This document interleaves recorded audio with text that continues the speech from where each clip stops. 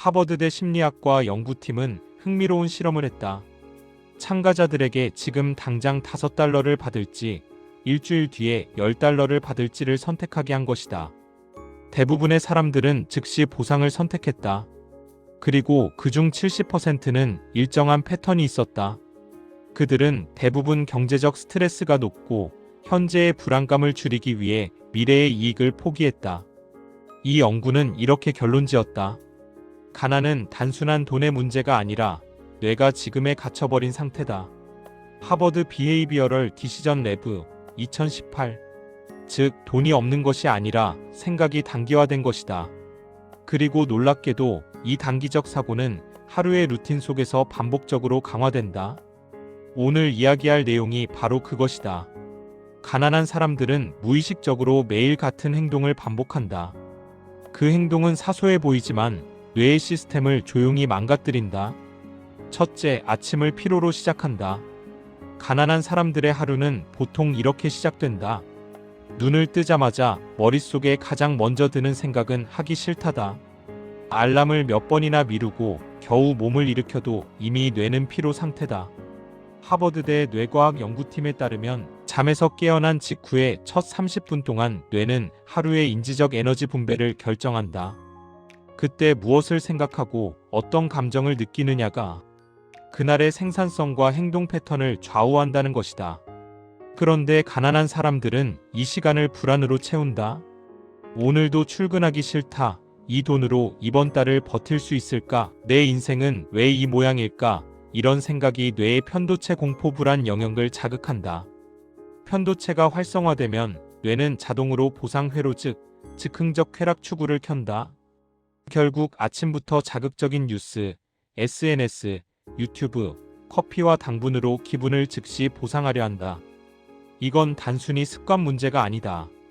하버드 의대 신경행동학팀은 만성적인 피로 상태에서의 도파민 시스템은 즉시 보상형 행동을 강화시킨다고 밝혔다. 즉, 아침에 피곤할수록 오늘 하루라도 버티자는 생존형 루프가 강화된다. 반면 부자들의 아침은 완전히 다르다. 그들은 에너지를 충전하는 시간으로 쓴다. 워런 버핏은 매일 아침 명상하듯 신문을 읽는다. 일론 머스크는 새벽 시간에 운동과 계획 수립에 집중한다. 그들에게 아침은 전쟁 전의 정비 시간이다. 그래서 하루가 시작되기도 전에 이미 뇌의 전두엽이 작동하기 시작한다. 둘째, 계획이 아닌 기분으로 하루를 보낸다. 스탠포드대 심리학 연구소는 하루의 행동 중 45% 이상이 습관에 의해 결정된다고 밝혔다. 즉, 우리는 생각보다 훨씬 덜 의식적으로 산다. 그런데 가난한 사람들의 뇌는 즉시 기분 중심으로 의사결정을 한다. 예를 들어 이런 식이다. 오늘은 컨디션이 별로니까 그냥 유튜브나 좀 보고 쉬자. 일은 내일부터 제대로 하자. 이건 게으름이 아니라 피로한 뇌가 스스로를 보호하려는 본능적 반응이다. 신경경제학자 폴 글랜스터 박사는 가난한 환경에서 오래 산 사람들은 미래 예측보다 현재 생존에 뇌 에너지를 집중한다고 말했다. 이건 진화적으로도 맞는 이야기다. 우리 조상은 사냥에 실패하면 그날 굶어야 했다. 그래서 인간의 뇌는 지금 당장의 안정을 최우선으로 설계되어 있다. 문제는 이 본능을 조절하는 능력이 전두엽이성의 뇌인데 가난과 스트레스는 이 전두엽의 기능을 마비시킨다. 하버드대의 자기조절력 실험에서 경제적 불안 상태의 참가자들은 부자 그룹보다 집중력 의사결정 정확도에서 37% 낮은 점수를 받았다. 그들은 미래보다 오늘의 감정에 따라 행동했다. 이건 IQ나 능력의 문제가 아니라 환경이 뇌를 지배한 결과였다. 그래서 부자들은 기분을 믿지 않는다. 그들은 시스템을 믿는다. 앨론 머스크가 말한 유명한 말이 있다. 나는 기분이 아니라 계획표를 따른다. 그가 하루 5분 단위로 일정을 쪼개는 이유는 단 하나다. 기분의 유혹을 막기 위해서다. 기분은 배신하지만 계획은 배신하지 않는다. 셋째, 눈앞의 자극으로 자신을 위로한다. 하버드대 행동경제학 연구팀은 저소득층과 고소득층의 소비 패턴을 분석했다. 그 결과 가난한 사람일수록 보상 소비 빈도가 2.5배 높았다. 즉, 오늘 너무 힘들었으니까 이 정도는 써도 돼. 이런 말이 일상처럼 스며들어 있었다. 문제는 이 소비가 단순한 낭비가 아니라 도파민 시스템의 중독 패턴이라는 점이다. 힘들다 스트레스 보상 소비 죄책감 다시 스트레스.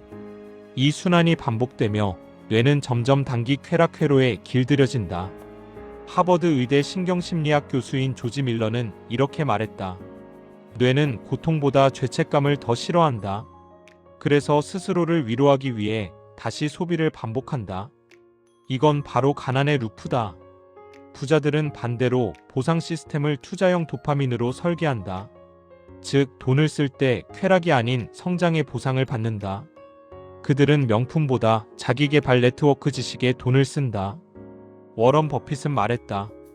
가장 가치 있는 투자는 자기 자신에 대한 투자다. 즉, 같은 돈을 써도 뇌가 느끼는 보상의 종류가 다르다. 가난한 사람은 소비로 위로받고 부자는 투자로 성취감을 얻는다. 이 미세한 차이가 수십 년 뒤 자산 곡선을 완전히 갈라놓는다. 넷째, 주변의 감정에 지배된다. 하버드대 사회심리학과의 니콜라스 크리스타키스 교수는 20년간의 데이터를 추적했다. 그 결과 인간의 행복 불안 소비 습관은 3단계 인간관계까지 전염된다는 사실을 발견했다. 당신의 친구의 친구의 친구까지 그 감정적 상태가 미세하게 당신의 뇌에 영향을 준다는 것이다. 그런데 여기서 충격적인 부분이 있다. 가난한 사람들은 대체로 부정적 정서 네트워크에 속해 있었다. 그들의 대화는 피로, 불평, 비교, 불안으로 점철되어 있었다. 이건 단순히 분위기 문제가 아니라 뇌 구조의 문제다. 스탠포드 신경심리학팀의 실험에 따르면 부정적 감정에 노출된 사람은 전두엽의 활성도가 40% 감소한다. 즉, 판단력과 의사결정력이 약해지고 대신 편도체 불안회로가 과활성화된다. 그 결과 당장 편해지는 선택을 하게 된다. 이건 바로 감정 전염의 빈곤화 현상이다. 가난한 환경은 실제로 뇌의 사고 회로를 축소시킨다. 미래보다 오늘의 감정, 이성보다 감정, 계획보다 반응으로 살게 만든다. 부자들은 반대로 감정의 방향을 상승에 맞춘다. 워런 버핏은 이런 말을 했다. 나는 늘 나보다 현명한 사람 곁에 있었다. 감정은 전염된다. 그리고 나는 그 전염을 의식적으로 선택했다. 그렇다. 부자들은 자신이 감정의 평균이 된다는 사실을 알고 있다. 그래서 그들은 네트워크를 통해 에너지 관리를 설계한다. 그들의 대화는 불평이 아니라 해결책이다. 문제가 아니라 비전이다. 다섯째, 즉시 피로에 항복한다. 하버드대의 조지 발렌트 교수는 인간의 지속력을 연구했다. 그는 이렇게 말했다. 성공과 실패의 차이는 지능이 아니라 피로를 다루는 능력이다. 가난한 사람들은 피로에 반응한다. 부자들은 피로를 관리한다. 신경과학적으로 보면 피로는 단순한 에너지 고갈이 아니라 뇌의 에너지 재분배 요청이다. 즉, 피로할 때 뇌는 이 일을 계속할 가치가 있나? 를 계산한다. 그런데 보상이 즉각적이지 않으면 뇌는 이를 중단시키려 한다. 이건 원시시대 생존 본능에서 비롯됐다. 쓸데없는 에너지를 낭비하지 않기 위해 인간의 뇌는 보상이 보이지 않는 일을 자동으로 멈추게 만든다. 이게 바로 게으름의 본질이다. 가난한 사람들은 이 피로 신호에 그대로 굴복한다. 오늘은 좀 쉬자. 내일부터 진짜 시작하자. 그렇게 하루가 지나간다. 하지만 부자들은 이 신호를 다르게 해석한다. 지금 뇌가 거부한다는 건 이게 중요한 일이라는 뜻이다. 그들은 피로를 진입 신호로 본다. 스탠포드의 뇌피로 실험에서는 성공적인 인물일수록 피로 이후 20분 동안의 집중 지속력이 평균보다 2배 이상 길었다. 이 구간에서 도파민이 새롭게 분비되며 뇌는 이건 가치 있는 행동으로 재학습한다. 즉, 피로를 넘긴 순간부터 성장의 쾌감 회로가 작동한다는 것이다. 여섯째, 정보는 많이 보지만 행동은 하지 않는다. 하버드대의 정보 과잉 실험은 이런 결과를 냈다. 정보를 많이 아는 사람일수록 실제 행동 확률은 낮았다. 왜냐하면 뇌는 이미 알고 있다는 착각을 보상처럼 인식하기 때문이다. 이건 인지적 포만감이라 불린다. 즉, 실제로 아무것도 안 했는데 정보를 소비한 것만으로 성취감이 발생하는 착시다. 가난한 사람들은 하루에도 수십 개의 영상을 보고 수많은 자기계발 콘텐츠를 소비하지만 실제 행동으로 옮기는 건 거의 없다. 그 이유는 뇌의 보상 회로 도파민 경로 때문이다. 새로운 정보를 얻을 때마다 도파민이 분비되어 성취감을 주기 때문에 실행하지 않아도 이미 만족감을 느낀다. 스탠포드 행동과학 연구소는 이렇게 말한다. 현대의 빈곤은 돈이 아니라 실행력의 결핍이다. 반면 부자들은 정보를 도구로만 본다. 그들은 아는 것이 아니라 적용한 것만이 자신을 바꾼다고 믿는다. 그래서 책을 읽으면 반드시 기록을 남기고 아이디어가 생기면 바로 행동으로 검증한다. 빌 게이츠는 말했다. 정보의 가치란 행동으로 옮겼을 때만 존재한다. 가난한 사람들은 정보 수집이 끝이지만 부자들은 정보 실행이 시작이다. 일곱째, 불편함을 회피한다. 인간의 뇌는 불편함을 위험으로 인식한다. 이는 진화적 본능이다. 하지만 성장은 언제나 불편함 속에서 일어난다. 하버드대의 불편함 실험에서 참가자들에게 15분 동안 불편한 자세로 앉아 있도록 시켰다. 그 결과 불편함을 견디는 시간이 긴 그룹일수록 성취지연 능력 딜레이드 그래터퍼케이션이 높았다. 이건 곧 부와 인내의 상관관계를 보여준다. 가난한 사람들은 불편함이 오면 회피한다. 이건 내 적성에 안 맞아. 스트레스 받는 일은 오래 못하겠어. 그들은 불편함을 나쁜 신호로 해석한다. 하지만 부자들은 정반대로 생각한다. 불편함이 느껴질 때마다 지금 뇌가 성장하고 있다고 받아들인다. 이는 신경가소성 NEUROPLASTICITY의 핵심 원리다. 뇌는 익숙하지 않은 일을 할 때 새로운 연결을 만든다. 즉, 불편함은 성장의 증거다. 일론 머스크는 이런 말을 했다.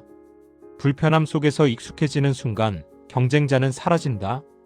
그래서 부자들은 불편함을 피하지 않고 설계한다. 운동, 독서, 집중, 자기 통제. 이 모든 건 불편함을 견디는 훈련이다. 그리고 이 불편함의 내성이 결국 인생의 복리로 작용한다. 여덟째, 가난한 사람은 환경을 탓하지만 부자는 환경을 만든다. 하버드대 행동심리학 연구소는 이런 실험을 했다. 참가자들에게 똑같은 문제를 주고 일부는 소음이 심한 환경에서 일부는 조용한 환경에서 풀게 했다. 결과는 예측 가능했다. 조용한 환경에 있던 그룹이 2배 가까이 높은 집중도와 정확도를 보였다. 하지만 더 흥미로운 건 그 다음이다. 실험 후 참가자들에게 이렇게 물었다. 당신의 성과가 낮았던 이유가 뭐라고 생각하십니까? 가난형 사고를 가진 사람들은 환경 때문이라 답했다. 반면 부자형 사고를 가진 사람들은 내가 대비하지 못했다고 했다. 이 차이가 바로 환경 통제력 로커스 오브 컨트롤이다. 심리학자 줄리언 로터가 처음 제시한 개념인데 부자는 내적 통제형, 즉 내가 상황을 바꿀 수 있다고 믿는다. 가난한 사람은 외적 통제형, 즉 세상이 나를 막는다고 느낀다. 이건 단순한 태도의 문제가 아니다. 뇌과학적으로 외적 통제형 인간은 편도체 감정의 뇌가 과활성화되고 내적 통제형 인간은 전전두엽 논리 계획의 뇌이 활성화된다. 즉 불평을 하는 순간 뇌는 문제 해결 대신 방어 모드로 전환된다. 이건 생존을 위한 본능이지만 장기적으로는 성장의 에너지를 앗아간다. 워런 버핏은 이렇게 말했다. 환경은 변한다. 하지만 그 안에서 어떻게 행동하느냐는 전적으로 내 책임이다. 부자들은 세상을 통제하려 하지 않는다. 그들은 자신의 하루를 통제한다. 주변 소음이 크면 노이즈 캔슬링을 쓴다. 집이 좁으면 카페를 오피스로 만든다. 그들에게 환경은 이유가 아니라 도구다. 아홉째, 문제를 피하고 기회만 좇는다. 스탠포드대 경영대학원의 패트릭 케빈 교수팀은 수천 명의 자영업자들을 10년간 추적했다. 결과는 놀라웠다. 지속적으로 성장한 사람들 중 83%는 기회보다 문제 해결에 집중했던 사람들이었다. 가난한 사람들은 좋은 일을 찾는다. 부자들은 나쁜 일을 고친다. 즉, 부자들은 문제를 돈으로 바꾸는 구조적 사고를 한다. 애플의 창립자인 스티브 잡스는 이렇게 말했다. 나는 늘 불편함에서 시작했다. 그걸 해결하면 돈은 따라왔다. 이건 단순히 긍정적 사고가 아니다. 신경과학적으로 보면 문제를 마주할 때 뇌의 도파민 회로가 어떻게 반응하느냐가 결정적이다. 가난형 뇌는 문제를 위험 신호로 인식한다.